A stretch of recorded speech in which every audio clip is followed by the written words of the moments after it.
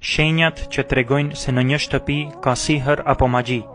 Problemet e shumta në shtëpi, zënka, konflikte dhe urrëtie mes anëtarëve të familjes pa ndonjë shkak të rëndësishëm. Kur hyn në shtëpi, të rëndohet frymarrja dhe ndjen ngushtim në gjoks, ndërsa kur del jashtë shtëpisë, e ndjen veten mirë, rahat dhe të qetë. Dëshira për të qëndruar i vetëm në dhomë, duke mos dashur qëndrimin me anëtarët e tjerë të familjes. Refuzimi i kërkesës për fejesë nga ana e vajzës apo djalit pa ndonjë shkak të caktuar. Gjetja e disa pikave të gjakut në tokë, në perde ose në rroba. Prerja e disa pjesëve të rrobave në shtëpi.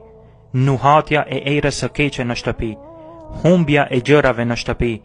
Ndjenja se dikush është duke ecur pas teje dhe i dëgjon hapat e tua.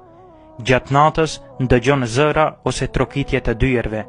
Nëse në një shtëpi vërejhen disa nga këto simptoma, kjo aludon se në atë shtëpi ka sihër.